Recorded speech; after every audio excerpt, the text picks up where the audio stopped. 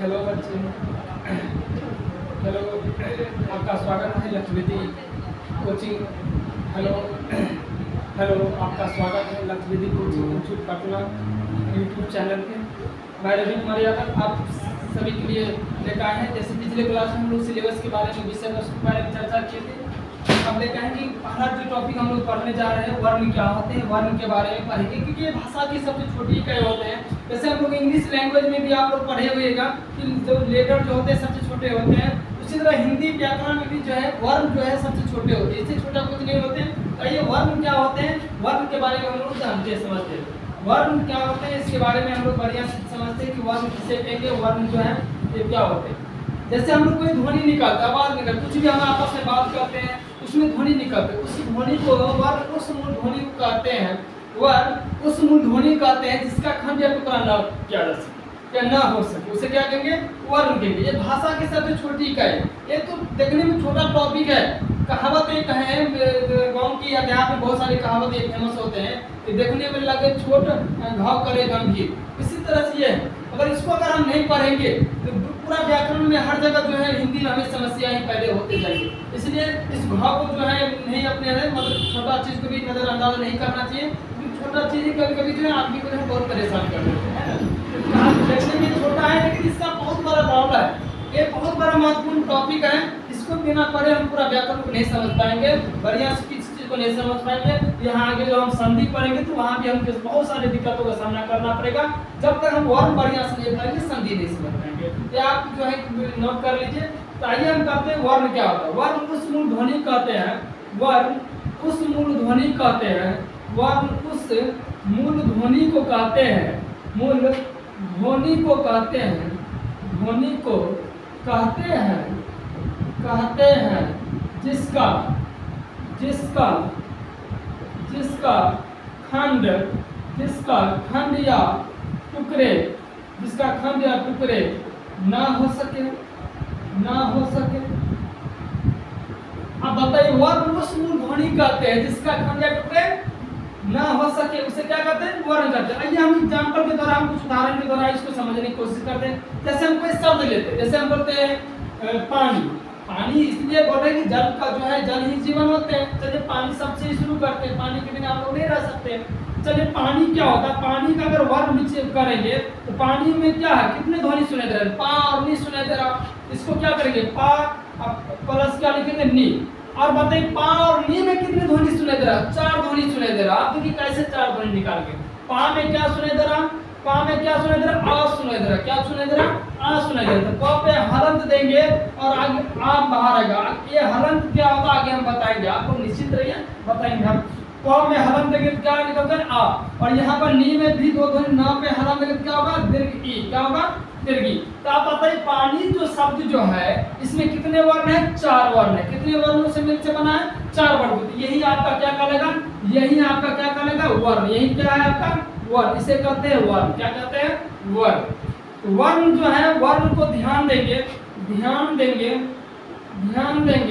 वर्णों की जो संख्या जो होते हैं, जिस तरह से इंग्लिश लैंग्वेज में लेटरों की संख्या जो होते हैं 26 होते हैं, उसी तरह हिंदी व्याकरण में वर्णों की जो संख्या होते हैं, वर्णों की कुल संख्या जो होते हैं, 52 होते हैं। कितने होते हैं, 52 होते हैं। 52 होते हैं। वर्णों की कुल संख्या कितने होते हैं, 52 होते हैं। मूल रूप से वर्णों की संख्या जो है 46 ही होते हैं। मूल रूप से कितने होते हैं, 46 होते हैं। 46 कैसे आए हैं, आपको अंत तक वीडियो में क्लास में बने रहिएगा, आपको जो है सारा चीज जानकारी मिल जाएगी। मूल रूप से वर्णों की संख्या 46 होते हैं। कितने होते हैं, 46 होते हैं। तो ये ध्यान दीजिएगा।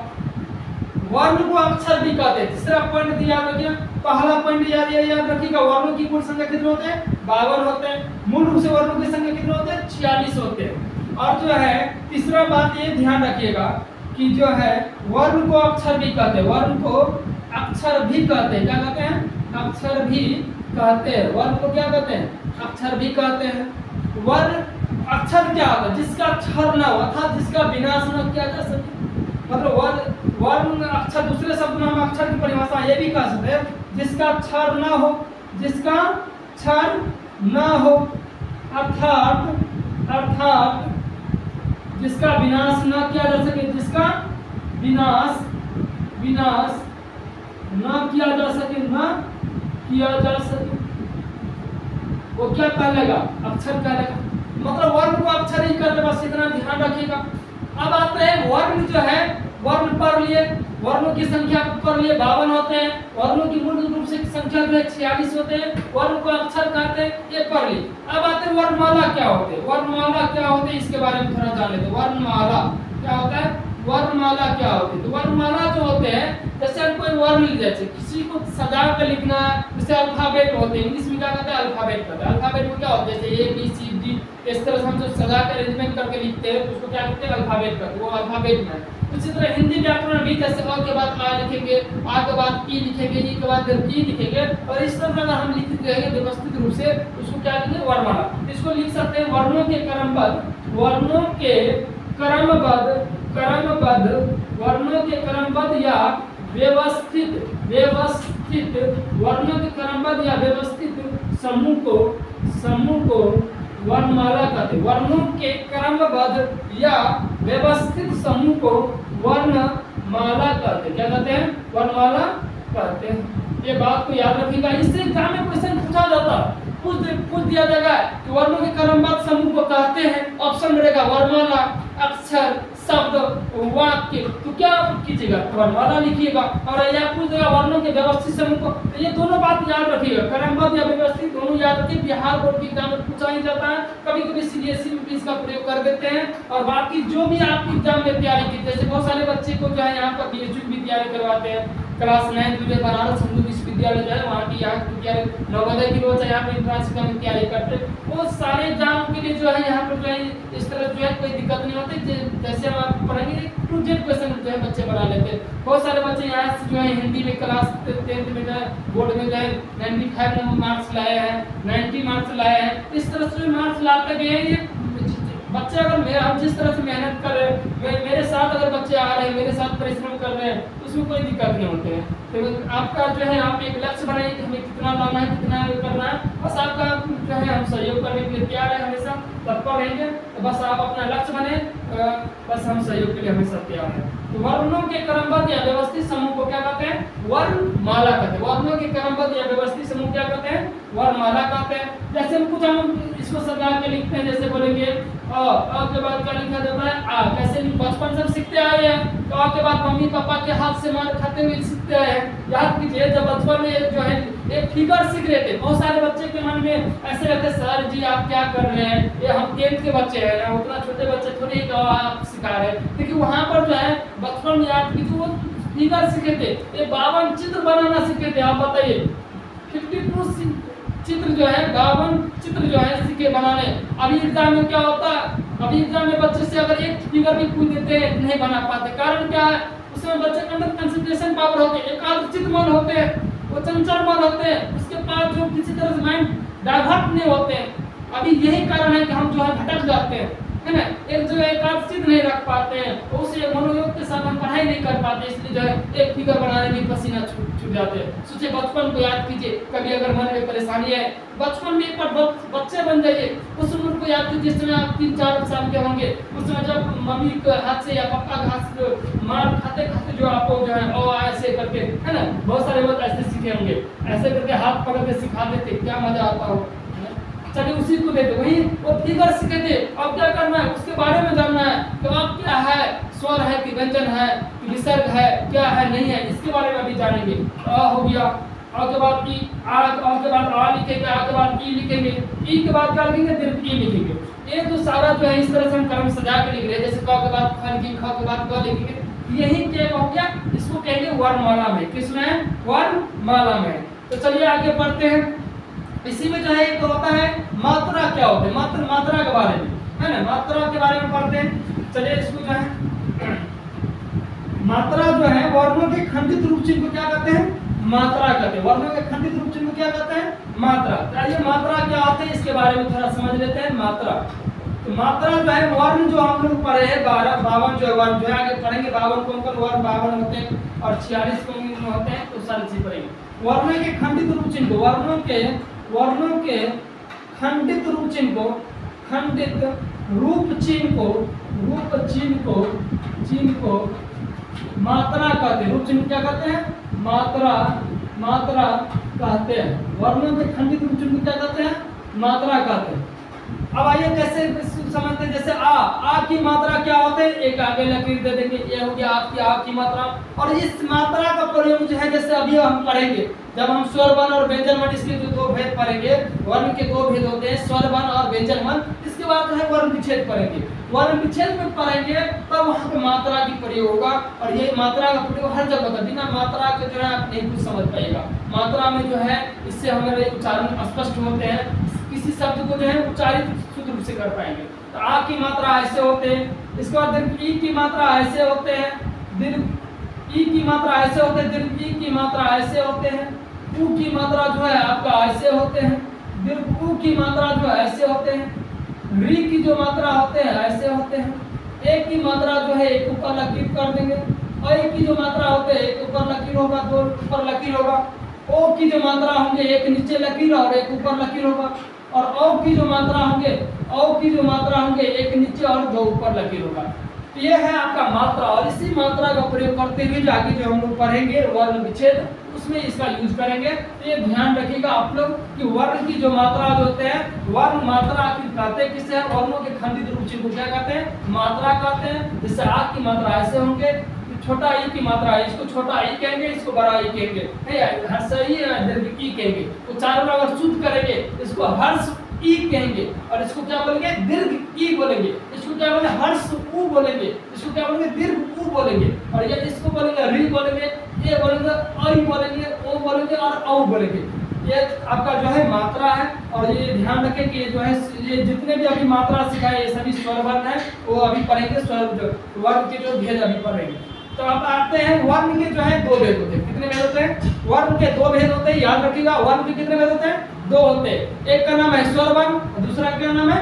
व्यंजन वर्ण। स्वर वर्ण आखिर होता क्या? स्वर वर्ण में स्व मतलब अपना, जिस वर्ण का उच्चारण जो है खुद अपने स्वयं के लिए होता है, मतलब वो दूसरे की मदद की जरूरत उसको नहीं पड़ता उसके उच्चारण में, उसको क्या कहेंगे? स्वर वर्ण के। मतलब जिस वर्ण का उच्चारण करने में दूसरे वर्ण की आवश्यकता नहीं पड़ता, दूसरे वर्ण की मदद की जरूरत नहीं पड़ता, उसे कहेंगे स्वर वर्ण। क्या कहेंगे? स्वर वर्ण कहेंगे। अब व्यंजन में क्या होता है? व्यंजन वर्ण जो है वो जो है उसकी मदद लेता है। किसकी मदद लेगा? स्वर की। बिना स्वर वर्ण की सहायता से, बिना स्वर वर्ण की सहायता से व्यंजन को उच्चारण करना क्या है?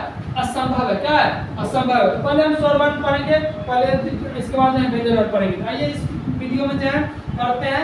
वर्ण के दो भेद होते हैं। वर्ण के कितने भेद होते हैं? वर्ण के दो भेद होते हैं। कितने भेद होते हैं? दो भेद होते हैं। वर्ण के कितने भेद होते हैं? दो भेद होते हैं। एक का नाम है स्वर वर्ण, एक का क्या नाम है? स्वर वर्ण। एक का नाम है स्वर वर्ण, दूसरा का नाम क्या है? व्यंजन वर्ण। क्या नाम है? व्यंजन वर्ण। क्या नाम है?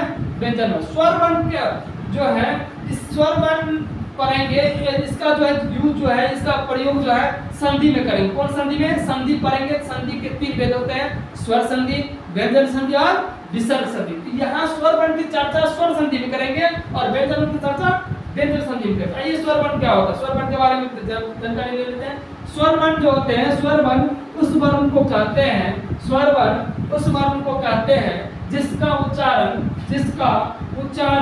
स्वर वर्ण उस वर्ण को कहते हैं जिसका उच्चारण किसी अन्य वर्ण की सहायता से न हो सके। स्वर वर्ण उस वर्ण को कहते हैं, उस वर्ण को कहते हैं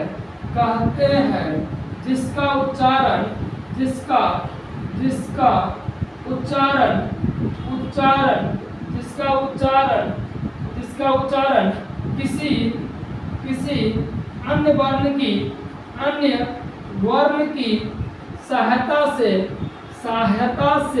की सहायता से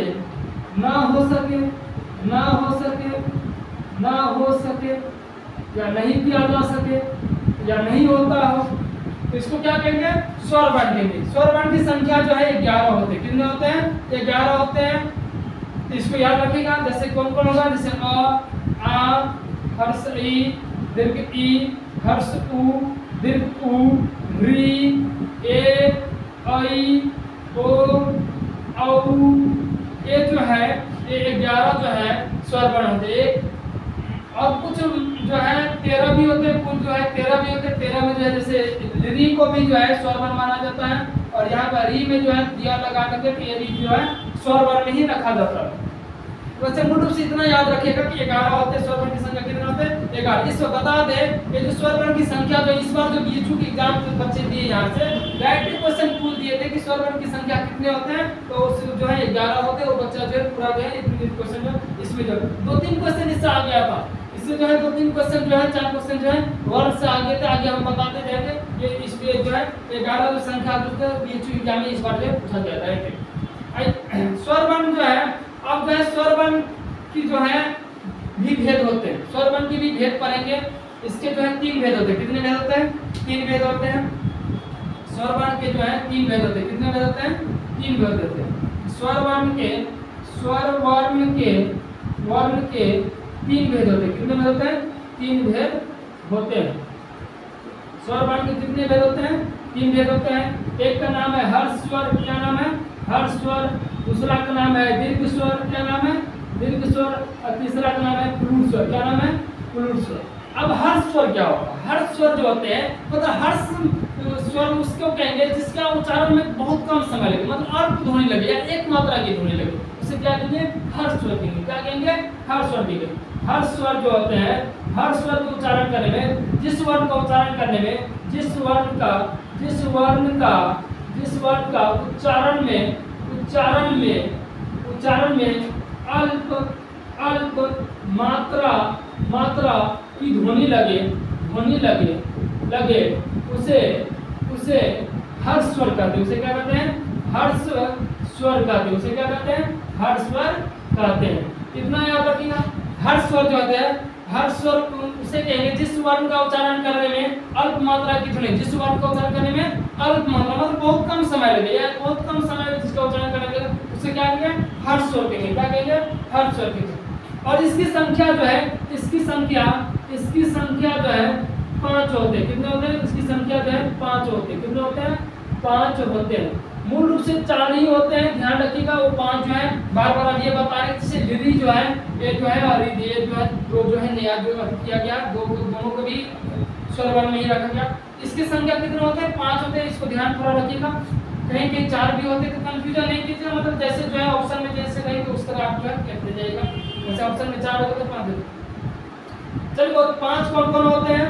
जैसे हो गया आ हो गया, ऊ हो गया, ई हो गया, री हो गया और लिरी हो गया।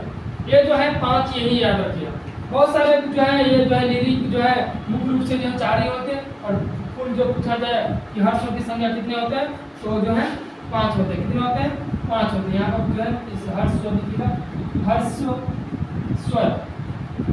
स्वर जो है। अब आइए आते हैं दीर्घ स्वर क्या होते हैं। दीर्घ स्वर जो होते हैं, दीर्घ स्वर जो है हर से जिस स्वर को उच्चारण करने में हर से दुगुना समय लगे या 2 मात्रा की ध्वनि लगे उसे क्या कहेंगे? दीर्घ स्वर कहेंगे। क्या कहेंगे? दीर्घ स्वर कहेंगे। जिस स्वर को उच्चारण करने में दूसरा पढ़ेंगे दीर्घ स्वर, क्या बोलेंगे? दीर्घ स्वर। या ऐसे भी इसको 2-3 तरह से परिभाषित कर दें। जिस स्वर को उच्चारण करने में हर से दुगुना समय लगे, हर से कितना गुना समय लगे? दुगुना समय लगे, उसे क्या कहेंगे? दीर्घ स्वर कहेंगे। जिस स्वर को उच्चारण करने में, जिस स्वर के उच्चारण में हर से दुगुना समय लगता है उसे दीर्घ स्वर कहेंगे। उसे क्या कहेंगे? दीर्घ स्वर कहते हैं। उसे क्या कहते हैं? जिस स्वर के उच्चारण में हर से दुगुना समय लगता है उसे क्या कहते हैं? उसे दीर्घ स्वर कहते हैं। उसे क्या कहते हैं? दीर्घ स्वर कहते हैं। जैसे ध्यान दीजिए, इसकी संख्या जो है 8 होते हैं। कितने होते हैं? इसकी संख्या कितने होते हैं? 8 होते हैं। इसकी संख्या कितने होते हैं?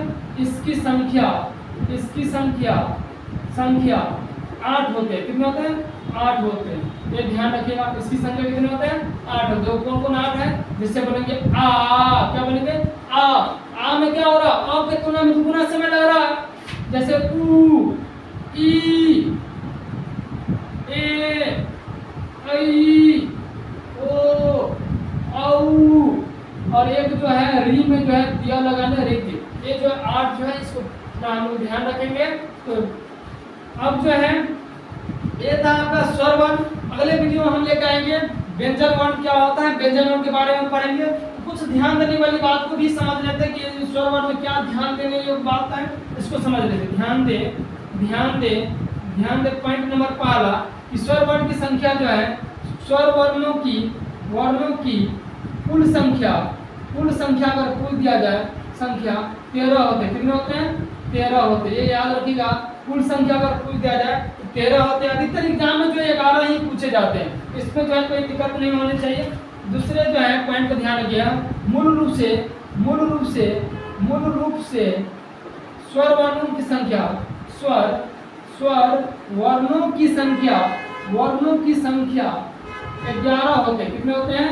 11 होते हैं। मूल रूप से स्वर वर्णों की संख्या कितने होते हैं? 11 होते हैं। मूल रूप से स्वर वर्णों की संख्या कितने होते हैं? 11। तीसरा बात ये ध्यान रखिएगा, जिससे अ की कोई मात्रा नहीं होती। अ की कोई मात्रा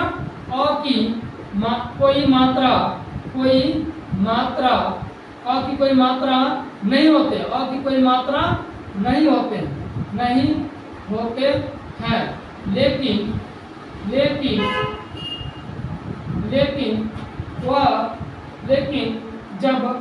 लेकिन जब किसी व्यंजन के वर्ण के व्यंजन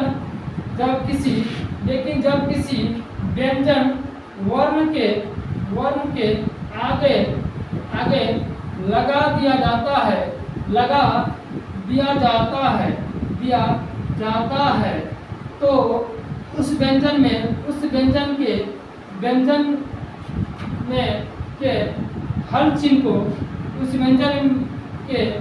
हर चिन्ह को हटा देता है। मतलब अ की कोई मात्रा नहीं होते, लेकिन इसके अंदर एक खासियत है कि जब भी किसी भी व्यंजन वर्ण के आगे लगाएंगे, उसके ऊपर जो आगे जो व्यंजन वर्ण में जो हलन होगा या हर चिन्ह दिखेंगे, उस हर चिन्ह को क्या कर देंगे? हटा देंगे, गायब कर देंगे। जैसे हम कुछ एग्जांपल समझ, जैसे क पे अगर हलंत है, क पे क्या है? हलंत है। जो ही इसके आगे अ लगेंगे तो क के हलंत जो है लुप्त हो जाएंगे। क्या हो जाएंगे? लुप्त हो जाएगा। और यहाँ पे देखिए दिख रहा, जैसे च पे हलंत है, जो ही अ लगा दिए तो च हो गया। यहाँ पे क्या हो रहा? लुप्त हो रहा। क्या हो रहा? लुप्त हो रहा है। ये सारे छोटे बात को जो है ध्यान दीजिएगा। तो अगले क्लास में मिलेंगे। आपका जो है यही तक जो है थे स्वर वर्ण में। अगले वीडियो में जो हम लेकर आएंगे व्यंजन वर्ण क्या होते हैं। स्वर वर्ण से भी 2-3 क्वेश्चन जो है बिहार बोर्ड में पूछे ही जाते हैं। खासकर सीबीएसई बोर्ड के भी बच्चे ध्यान देंगे कि स्वर वर्ण की चर्चा में संधि पढ़ेंगे। संधि से जो है 3 से 4 क्वेश्चन जो है सीबीएसई बोर्ड में पूछे जाते हैं। तो जो है इसको हम पढ़ते जाएंगे, इसको आप लोग जो है रिवीजन करते रहिए। अगले वीडियो में अगले क्लास में मिलते हैं। तब तक आप लोग हंसते रहिए, मुस्कुराते रहिए। आपका दिन शुभ हो। धन्यवाद।